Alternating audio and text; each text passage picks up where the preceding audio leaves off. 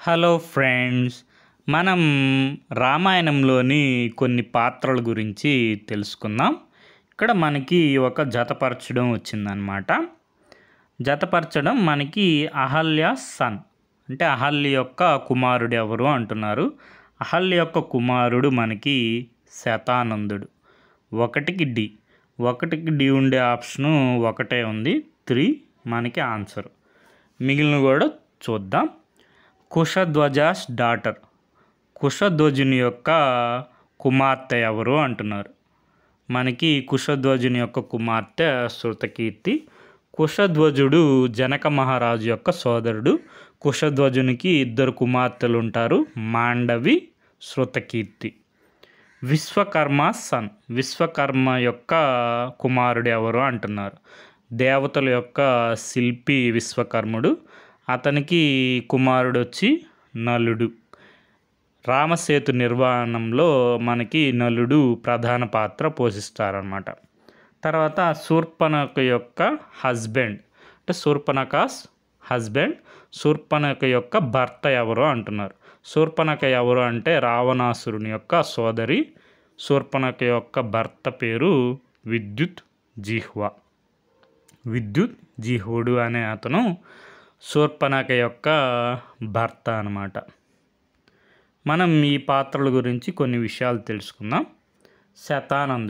శతానందుడు మనకి ఎవరంటే జనక మహారాజు యొక్క పురోహితుడు.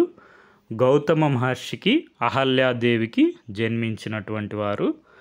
మనకి శ్రీరాముని వల్ల అహల్యాదేవి నిజరూపం దాల్చినప్పుడు శతానందుడు చాలా సంతోషిస్తాడు. సీతారామ కళ్యాణానికి శతానందులు వారు ముఖ్య పురోహితుడిగా వ్యవహరిస్తారన్నమాట. మనకి మూలం రామాయణం. తర్వాత మనకి లక్ష్మణుల వారు ఎవరిని పెళ్లి చేసుకుంటారు. సీతాదేవి యొక్క సోదరైనటువంటి ఊర్మిళాదేవిని వివాహం చేసుకుంటారు. భరతుడు మాండవిని, అదేవిధంగా శత్రుఘ్నుడు శృతకీర్తిని వివాహం చేసుకోవడం జరుగుతుంది. మాండవి శృతకీర్తి ఎవరంటే జనక మహారాజు యొక్క సోదరుడైనటువంటి కుశధ్వజుని యొక్క కుమార్తెలు అన్నమాట. తర్వాత మనకి నలుడు ఎవరంటే మనకి శ్రీరాముడు లంకను చేరడానికి రామసేతు నిర్మించాల్సి వచ్చినప్పుడు వరుణుడు ప్రత్యక్షమై నలుడు విశ్వకర్మ కుమారుడని, దానివల్ల మనకి నలుని పర్యవేక్షణలో సేతు నిర్మించమని శ్రీరామునికి చెప్తాడనమాట. నలుడు రామరావణ యుద్ధంలో తుండకుడితో పోరాడతాడు. తర్వాత మనకి శూర్పణఖ ఎవరంటే కైకసి యొక్క కుమార్తె. కైకసికి విశ్రవసుకి 4 సంతానం ఉంటుంది. వాళ్ళు ఎవరంటే రావణ, కుంభకర్ణ, విభీషణులు. తర్వాత మనకి శూర్పణఖ యొక్క భర్త పేరు విద్యుత్ జీహ్వుడు. వీరి కుమారుడు శంభు. మనకి రావణుడు తన జైత్రయాత్రలో భాగంగా కాలకేయులతో పోరాడి కాలకేయుల సోదరుడైనటువంటి విద్యుత్ జీహ్వుడు కూడా రావణుతో పోరాడి మరణిస్తాడనమాట. శూర్పణఖ తన సోదరుడైన రావణుతో తన బాధ చెప్పుకోగా, ముల్లోకాల్లో నీకు నచ్చిన వాడిని ఎంచుకుంటే అతడితో నీ వివాహం జరిపిస్తానని చెప్పి ఓదారుస్తాడు. మనకి మూలం వచ్చి ఉత్తర రామాయణం. మనకి వీటికన్నిటికి మూలం వచ్చి పూర్వగాథా లహరిలో వివిధ పాత్రల గురించి. తర్వాత మనకి ఇక్కడ గౌతమ మహర్షి అహల్యాదేవి వృత్తాంతం గురించి చూసుకుంటే, ఇంద్రుడు అహల్యతో రమిస్తాడు. అప్పుడు గౌతమ మహర్షి వస్తారనమాట. వచ్చినప్పుడు మునివేషంలో ఇంద్రుడిని చూసి సర్వం గ్రహించిన గౌతమ మహర్షి ఇంద్రునికి ఈ విధంగా శాపం ఇస్తారు. ఏమని? ఇంద్ర, నా రూపం ధరించి వచ్చి చేయకుండా పనిచేసావు కాబట్టి నీవు వృష్ణరహితుడైపోతావు అని శపించాడనమాట. ఇంద్రుని వృష్ణాలు తుల్లిపడిపోతాయి. అప్పుడు మేష వృష్ణాలు తీసుకొచ్చి ఇంద్రునికి పెట్టడం అనేది జరుగుతుంది. అందుకే మేషవృష్ణుడు అని ఎవరిని పిలుస్తారంటే ఇంద్రుడిని పిలుస్తారనమాట. తర్వాత గౌతమ్ మహర్షి అహల్యాదేవిని కూడా శపించడం జరుగుతుంది. ఏమని శపిస్తారో చూడండి.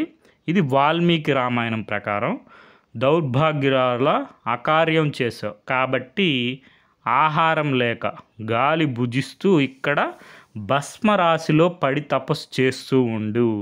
ఎవరి కంటికి నీవు కనిపించకపోవు, అదృశ్యమైపోవు అని చెప్పి శపించడం జరుగుతుంది. రాయి అయిపో అనేది వాల్మీకి రామాయణంలో లేదన్నమాట. అదేవిధంగా రాముని పాదం సోకి రాయి అహల్యగా మారిపోవడం అనేది వాల్మీకి రామాయణంలో భాగం కాదు, అది ఇతర రామాయణంలో వచ్చిందనమాట. వాల్మీకి రామాయణంలో ఏమవుతుందంటే శ్రీరామచంద్రుడు వారు ఆశ్రమంలోకి ప్రవేశించగానే శ్రీరామ దర్శనం మూలంగా అహల్య శాపం తొలగిపోతుంది, అంతే. తర్వాత మనకి చెప్పుకున్నాం కదా, గౌతమ పుత్రుడైన శతానందుడు రాముని మూలంగా తన తల్లి అహల్య శాప విముక్తురాలైనందుకు సంతోషించి రాముని వైపు చూసి మనకి విశ్వామిత్రుల వారి యొక్క పూర్వ వృత్తాంతం గురించి చెప్పడం అనేది జరుగుతుందన్నమాట. విశ్వామిత్రుల వారు గాది నందనుడు, అందుకే ఆయన గాధేయుడు అని పిలుస్తారు. ఇది మనకి ప్రీవియస్ క్వశ్చన్ వచ్చింది. మనకి తర్వాత వివాహం జరిగినప్పుడు వశిష్ఠ మహర్షి చెప్తారు, నీ సోదరుడైన కుశధ్వజునికి 2 కుమార్తెలు ఉన్నారు, ఆ ఇద్దరిని మనకి భరత శత్రుఘ్నునికి ఇచ్చి వివాహం జరిపించమని కోరుతారనమాట. మనకి వివాహం ఎప్పుడు జరుగుతుందో చూడండి. ఉత్తర పాల్గొని నక్షత్రంలో పగలు వివాహం జరుగుతుందన్నమాట. ఒకే ముహూర్తంలో 4 సోదరులకి వివాహం జరుగుతుంది. శ్రీరామచంద్రునికి మనకి సీతాదేవిని వివాహం చేసేటప్పుడు జనక మహారాజ్ చెప్తున్నారు చూడండి, నాయనా రామ, ఈ సీత నా కుమార్తె, ఇకపై నీకు సహధర్మచారిణి, ఈమెని స్వీకరించు, నీకు మేలు కలుగుతుంది. ఈ సీతాదేవి హస్తాన్ని నీ హస్తంతో గ్రహించు, సౌభాగ్యవతి అయిన సీత ఎప్పుడూ నిన్ను నీడలాగా అనుసరించి ఉంటుంది అని చెప్పి సీతాదేవిని శ్రీరామునికి ఇచ్చి పాణిగ్రహణం చేపిస్తారనమాట. తర్వాత లక్ష్మణ భరత శత్రుఘ్నులకి లక్ష్మణునికి వచ్చి ఊర్మిళాదేవితో, భరతునికి వచ్చి మాండవితో, శత్రుఘ్నునికి వచ్చి శృతకీర్తితో వివాహం జరుగుతుంది. మనకి ఊర్మిళాదేవి సీతాదేవి జనక మహారాజు యొక్క కుమార్తెలు, మాండవి శృతకీర్తి జనక మహారాజు యొక్క సోదరుడైనటువంటి కుశధ్వజుని యొక్క కుమార్తెలు అన్నమాట. దీనికి మూలం మనకి శ్రీమద్ వాల్మీకి రామాయణం సంకలనం అల్లాడి వాసుదేవన్ గారు. Okay friends, thank you for watching.